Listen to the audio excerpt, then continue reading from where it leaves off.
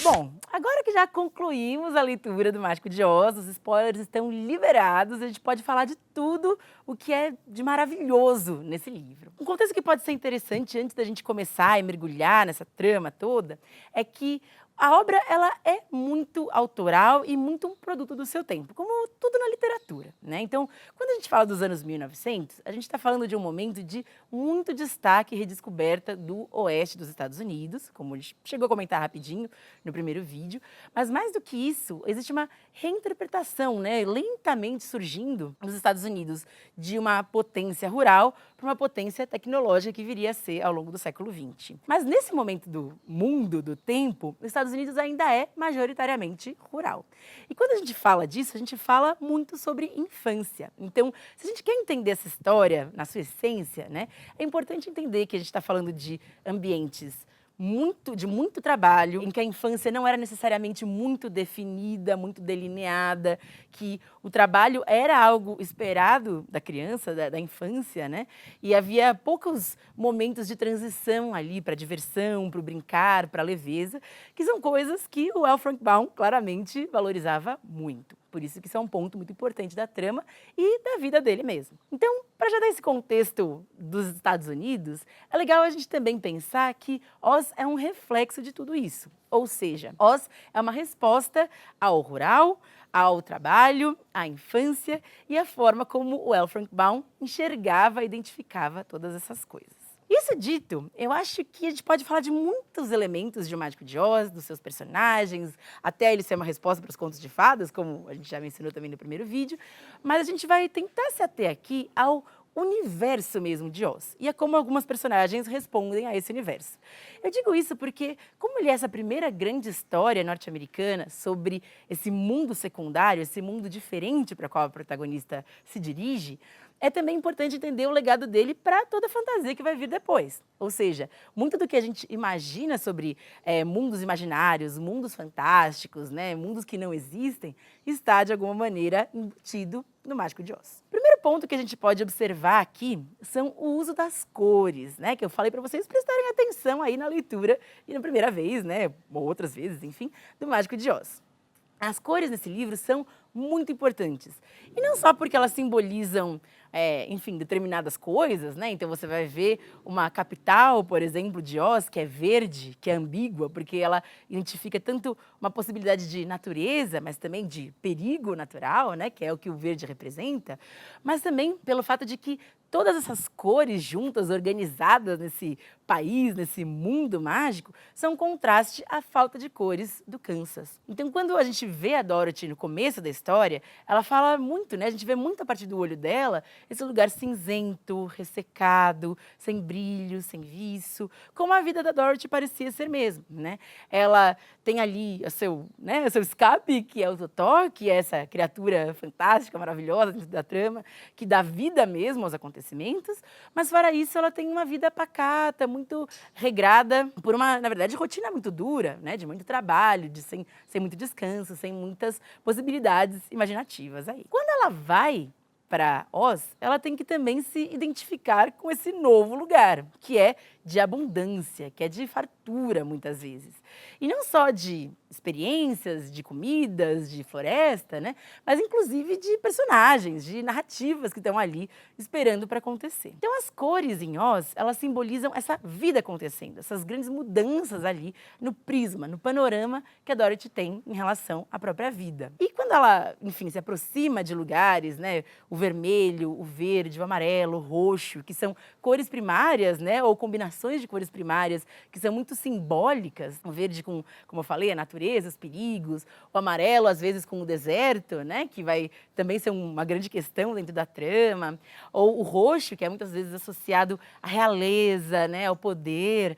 Tudo isso é combinado dentro desse novo olhar, né, da Dorothy em relação ao que a vida pode ser. É muito importante para a Dorothy enxergar essa riqueza riqueza de cores, de coisas acontecendo. Inclusive a chegada dela é muito intensa, já com aterrissagem, morte de bruxa, porque tudo isso vai acrescentar, vai incrementar na vivência dela a percepção de que a vida pode ser complexa e não só um único caminho, uma única direção da infância para a vida adulta, sem complexidade, sem vivências, sem aventuras. E acho que existe um momento ali no começo da trama, ou talvez no meio, que você se pergunte, afinal de contas, o que é Oz, né? Porque esse lugar que é próximo do Kansas, mas é completamente diferente, e que só pode ser visitado a partir de fenômenos da natureza, como é o caso tanto da Dorothy quanto do Oz, que são transportados para esses lugares magicamente. A palavra Oz é uma palavra muito interessante, inclusive tem toda uma história sobre qual seria o verdadeiro significado de Oz, né? A Maud, que é a esposa, né, do L. Frank Baum, cortou a onda de todo mundo dizendo que não tinha sentido nenhum, que era só uma palavra inventada, mas é claro que a gente, né, como leitores e criativos que somos, muitas vezes, buscamos outras respostas para essa possibilidade desse nome, né? O próprio Frank Baum diz que o nome, assim como a própria terra de Oz, apareceu para ele divinamente, magicamente, como em sonho, que é algo muito importante aqui para a gente também. Mas existem alguns paralelos também religiosos possíveis com Oz, né?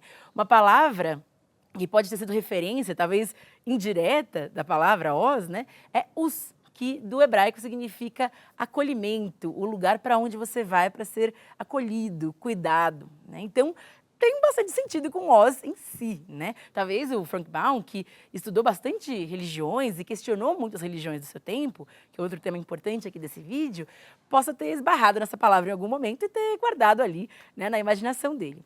O que é importante é que esse significado misterioso de Oz também se expande ali para a própria terra de Oz, né? As personagens são intrigantes, as terras são muitas vezes confusas, misteriosas, né? O livro tem uma energia de, ao mesmo tempo, muita cor, muito caos e, ao mesmo tempo, muita curiosidade, muitas possibilidades a serem desvendadas. Então, dentro desse lugar imaginário, a gente está falando de um lugar que é possível de visitar, não é muito difícil, não é muito distante, é acolhedor, é ao mesmo tempo cheio de aventuras. A gente pode, de certa maneira, estar falando sobre sonho, né? Oz é muito parecida com um sonhar, né? Com um imaginário dos sonhos, né? Em que coisas absurdas acontecem, coisas que não deveriam estar juntas, estão juntas e funcionam, né? Então, Oz tem muito desse exemplo onírico, né? Desse lugar para onde você vai transportado pelo sono, né? Inclusive, a gente pode dizer, né, que a narrativa é toda um grande sonho da Dorothy, né? Acho que isso irritaria muita gente, mas, ao mesmo tempo, é um paralelo possível com Alice no País das Maravilhas, né? Que é uma grande referência aí para o autor, com certeza. Ao mesmo tempo, a gente consegue perceber que o Baum queria criar um mundo palpável, tanto que, né, como a gente até comentou, ele queria fazer um parque disso, que fosse realmente materializado de Oz. Então, acho que também seria duro para ele ouvir que essa história é uma analogia ao sonho, né? E sim é um lugar visitável, possível de se ver, de se cheirar, né, de olhar. Dentro dessa narrativa estranha e maluca, né, que se passa ali dentro de Oz, a gente enxerga paralelos também com os contos de fadas, que tem grandes referências com o mundo palpável, com o mundo real, mas com acontecimentos absurdos, né, com criaturas mágicas, com ideias disruptivas. E o próprio Baum, né, ele chega a mencionar que os irmãos Grimm são uma grande referência para ele agradece os irmãos Grimm na introdução do livro, mas quer deixar claro também que a ideia dele é outra. E o que a gente pode entender daqui também é que o Baum, ele tem uma inteligência, tem, na verdade, uma pesquisa que ele quer fazer ali, que vai além, que transcende o sonho, que transcende o contos de fadas, né? Que existe mesmo um referencial religioso ali nessa criação desse mundo.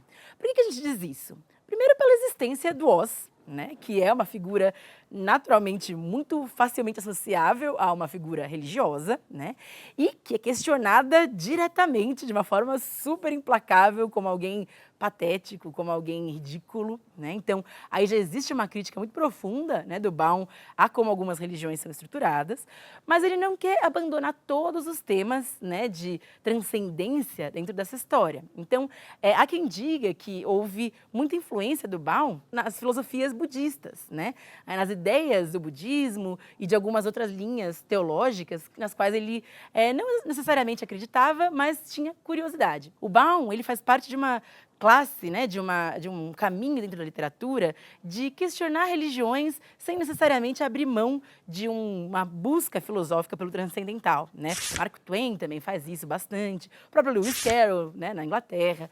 Então, existe ali uma aproximação com essa ideia de transcendência.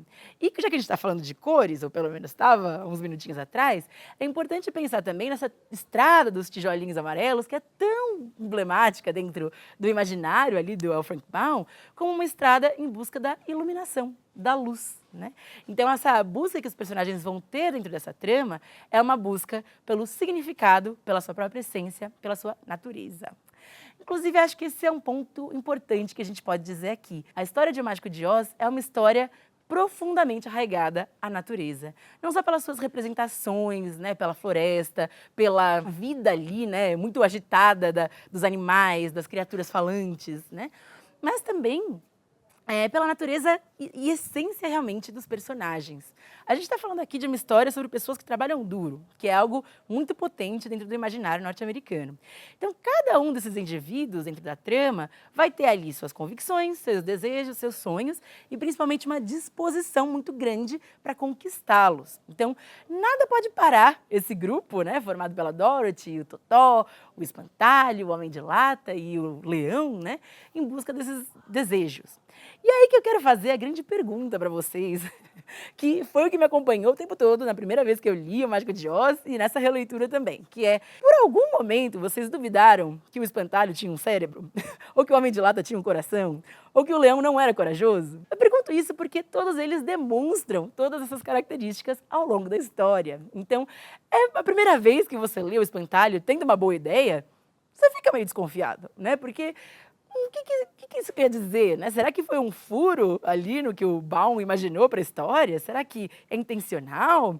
E quanto mais você avança na narrativa, mais você percebe que era intencional o tempo todo. Inclusive, nesse grande encontro final do Oz, que ele menciona, né, que cada personagem já tem o que deseja, e eles não precisavam de mais nada. Não só esse reencontro com, enfim, esse trabalho duro, essa necessidade de buscar os seus objetivos, etc., que é tão marcante ali nesse imaginário do estadunidense, né? Mas também com a própria filosofia budista da qual a gente mencionou antes, né? Então, essa busca pelo reencontro com o eu, com a própria essência, com a própria transcendência, né?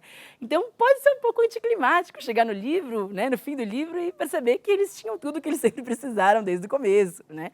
Inclusive a própria Dorothy, que acho que é um ponto interessante aqui, o fato de que ela não tinha meios, eventualmente, né, como uma criança, para voltar para casa sozinha, mas ela tinha os sapatos, né, ela tinha sapatos prateados que poderiam levá-la para qualquer lugar que ela desejasse. Não só eles têm personalidades muito identificáveis, muito marcantes, mas, diferente de um conto de fadas, eles não são sempre solícitos. Existem algumas teorias, né, do fato de que Oz seria uma utopia, uma terra onde todo mundo é solícito, todo mundo é bem-vindo, todo mundo é querido, né? Inclusive, tem uma pesquisadora que vai fundo na obra do Baum, né, a Catherine M. Rogers, que ela fala muito sobre isso, né, essa utopia como um lugar em que as pessoas estão dispostas a serem felizes, né? E acho que é um pensamento muito interessante que também pode ser questionado, porque em diversos momentos da trama, não que as pessoas eventualmente façam mal umas às outras ou queiram o mal para elas, mas são mais ou menos solícitas, são mais ou menos aptas para ajudar. Nos contos de fadas, a gente tem essa posição, em geral, de uma protagonista que é solitária, que tem ali animais ou criaturas que a ajudam a chegar no seu objetivo final. Essas criaturas não costumam ter muitas ambições dentro da trama, não costumam ter muitas personalidades. Ao contrário de O Mágico de Oz, em que cada um tem seus próprios desafios, tem seus próprios desejos e tem suas próprias inseguranças também, né? É muito bonitinho, pelo menos para mim, ver o Homem de Lata sofrendo com a ideia de pisar em um inseto que seja, mesmo sendo um robô super robusto, né? Super forte, que pode fazer grandes coisas. Esse lado sentimental, esse lado dos objetivos desses personagens é muito enriquecedor, né, para o Mágico de Oz. E transcende a ideia de que ele seja um conto de fadas, para dizer aí sim que é uma história de fantasia. E só para a gente terminar também esse lado da fantasia, né, e como essa obra foi tão importante nesse imaginário, a ideia de fantasia aqui, de fantasia como um romance, é também a ideia de subversão daquilo que é conhecido. Então, se a gente está falando o tempo todo, né, que o Baum, ele olha para os irmãos Grimm e agradece, mas quer fazer algo diferente, ou que a realidade nos Estados Unidos, ela é muito rural e muito que exige muito trabalho, muita dureza, né? A gente está olhando para a fantasia, né, para essa história especialmente, como uma transgressão da realidade, como uma reinterpretação do que o mundo pode ser, né? Então o Baum está fazendo aqui vários convites para a gente, né? Será que a gente conseguiria reimaginar o mundo para um lugar em que as pessoas vivem mais em harmonia, são mais felizes, cooperam, né? Ou mesmo que não saibam, né? A gente tem vários bichinhos aí perdidos que não sabem muito bem como responder as perguntas dos amigos, né? Eles podem ter ideias, eles podem trabalhar juntos em direção a um objetivo comum, mesmo que cada um tenha a sua própria vontade, seu próprio desejo, né? Então, isso é sim um desejo muito ambicioso e muito transgressor do Baum dentro dessa história. E já que falamos bastante sobre a essência desses personagens, né, e como eles vão se entendendo e construindo ao longo da história, é importante também olhar para Dorothy nesse sentido. Ela é uma personagem que talvez mude menos ao longo da trama, mas ela entende mais o universo ao redor dela. Ela vai absorvendo esse mundo, que é a grande novidade ali para ela. Uma coisa que eu gosto muito na Dorothy, por exemplo, é o fato de que ela não ambiciona em nenhum momento ser uma princesa de contos de fadas. Ela não deseja ser a dona de Oz. Ela não se torna a representante de Oz. Todo mundo sabe ali que ela não é a melhor pessoa para isso. Ela acabou de chegar, né? Inclusive matando uma bruxa, matando a outra no meio do caminho. Ela é muito mais parecida com uma guerreira, com uma heroína. Alguém que vai ser recompensado com os seus maiores desejos. E isso também lembra um tanto os contos de fadas, porque os contos de fadas são histórias sobre poder e sobre sorte, né? Personagens que são recompensadas pela sua dureza moral, pelo seu alinhamento moral, né? Mas no caso da Dorothy, ela não ambiciona nada mais do que ela já é. Ela só quer voltar para casa, ela só quer ter o cachorrinho dela de volta, né, com ela, em segurança, e ver os seus tios, na casa que ela sempre viveu. E uma coisa que é muito rica, né, na personagem é como isso é demonstrado a partir de pequenas ações, né? Então, ela pede, por exemplo, para o Oz para que ele leve ela para casa. Ele pensa sobre isso e mesmo que ele não consiga, ela se reinventa, ela busca uma outra alternativa para isso. Outro momento que é muito sutil, mas muito bonito, né, é quando ela tem um café da manhã super, que ela considera de princesa, de rainha, né? Que são frutos e flores que ela colheu ali na beira do rio, né? Então, esses movimentos, né, de ser sempre uma garota da fazenda que deseja voltar a ser uma garota da fazenda, não uma aventureira, mostram que a Dorothy tem ali uma essência muito firme, muito direta, muito em si, né? Isso é muito bacana, porque isso também conversa com os contos de fadas, e essa sutileza que o Frank Baum colocou em alguns elementos da trama, que são os metais. Não sei se você reparou, mas existem muitos metais, muitas coisas metálicas em Oz, o que pode ser curioso, já que a gente está falando de sociedades muitas vezes rurais, muitas vezes sem essa busca, sem esse caminho que leve para uma, enfim, uma grande interpretação do metálico, do tecnológico. A gente só realmente vê o ápice da tecnologia na cidade de Esmeralda, né, que ali é o centro tecnológico de Oz. Mas ela tem acesso, por exemplo, aos sapatos prateados logo no comecinho da história, que vão ser a resolução do final. Ela tem acesso a um gorro dourado que, né, é retirado ali da bruxa malvada do Oeste, e que é uma das ferramentas que ela tenta usar para chegar em casa.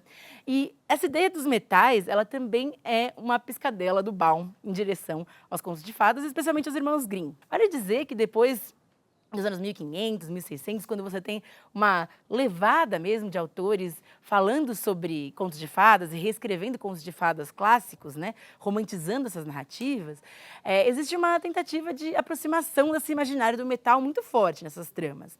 O metal, ele é considerado um código, um símbolo para resistência moral, para dureza moral, digamos assim. Então, quanto mais recompensada é essa pessoa, né, mais isso é um indicador da sua dureza moral, da sua resistência moral, né? Então, acho que você pode lembrar aí de muitas narrativas que mostram vários tipos de metais, várias coisas de metais sendo mostradas, representadas, de rainhas e princesas ganhando coroas de ouro, cravejadas de diamantes, né? Tudo isso sugere essa beleza, essa dureza moral que essas personagens têm, né? É uma referência bastante ligada ao cristianismo, né? Como narrativa mesmo. Então, é a ideia de que esses metais são imutáveis, são eternamente perfeitos, né? Você encontra isso nas histórias até do rei Arthur, assim, né? Que são histórias que vão celebrar muito a ideia de um rei, de um líder com uma dureza moral muito importante, muito impactante. Então, quando a gente fala desses personagens, especialmente da Dorothy, que é recompensada 2 vezes por esses metais, a gente está falando que essa menina simples da fazenda, que nunca ambicionou nada mais do que voltar para casa, é talvez a grande personagem dessa história, a grande líder moral dessa narrativa. Ela é a pessoa que encoraja os demais a seguirem seus sonhos, ela é autêntica, ela defende seus próprios interesses, inclusive quando tentam arrancar os sapatinhos dela, né? A bruxa malvada do oeste tenta rouba um deles ali. Ela fica brava mesmo, ela não precisa ser bem comportada, ela é senhora de si, digamos assim, né? O que conversa muito com as ideias do Baum, especialmente da Maud, né? Mulher do Baum, sobre esse protagonismo feminino muito importante dentro das histórias, como uma ferramenta mesmo para as conquistas das mulheres, com direito ao voto, com os direitos elementais ali na sociedade em 1900. Então a gente está falando aqui de uma história de muitas camadas, muito complexa em muitos sentidos, que ao mesmo tempo bebe dos principais, mais tradicionais contos de fadas, mas também reconhece em si uma novidade, um frescor, uma leveza diferente. E essa dureza moral da Dorothy, por mais que ela seja flexível, compreensiva, etc., mas o que é importante nela nunca muda, é muito diferente da imagem que a gente tem do Oz, né? A gente falou um pouquinho sobre ele ser uma figura que é mostrada de uma maneira patética, vulnerável, né? Desmontada ali da sua pompa e circunstância que ele viveu por muitos anos a partir de tudo isso, né? Mas o Oz, ele se mostra diferente para cada pessoa.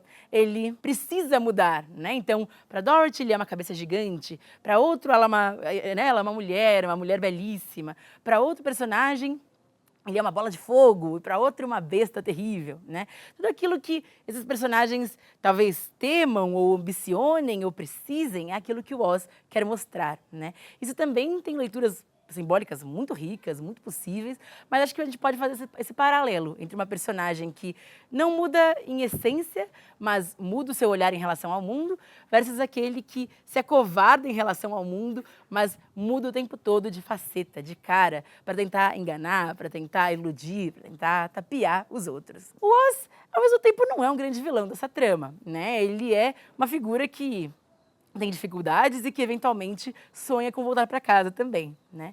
Mas o que é importante nesse personagem é que ele sugere um tipo de fluidez que é enganosa, enquanto a Dorothy mostra essa fluidez, essa adaptabilidade, de uma maneira em que ela sempre continua sendo ela mesma. Por isso que eu queria falar do último símbolo, do último código que eu acho muito importante da gente comentar aqui em O Mágico de Oz, que é a ideia da água como fluidez, né?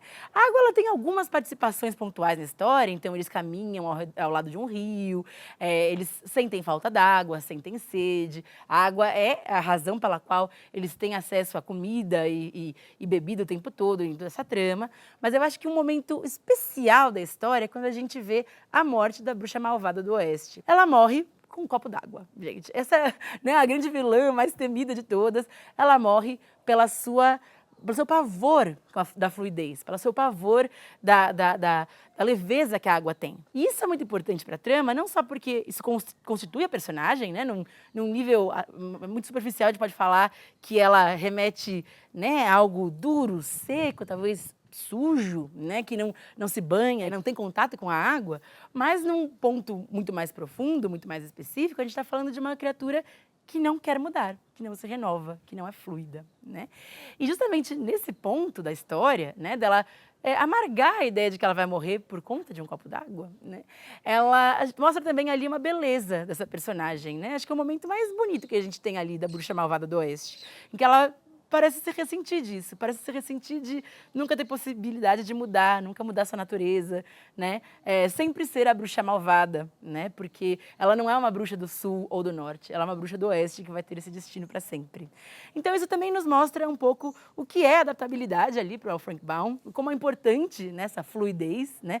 E como o próprio sangue da bruxa não sangra mais, porque ela também está seca por dentro, né? É impossível que ela se renove, é impossível que ela mude, que ela se transforme. E isso, na sociedade que existe em Oz, é talvez o maior dos crimes, né? Não se renovar, não se reinterpretar ao longo do caminho. Bom, gente, Acho que é isso que eu tinha para vocês por hoje. Estou muito feliz de estar aqui. É sempre muito bom visitar Antofágica, essa terra mágica, assim como Oz. E espero que a gente continue se encontrando aí. Por favor, me procurem nas redes sociais, vamos conversar. Quero muito saber de vocês as impressões que vocês tiveram sobre o livro. E fiquem muito à vontade para a gente continuar essa conversa em outros espaços. Muito obrigada por terem me assistido até aqui e até mais!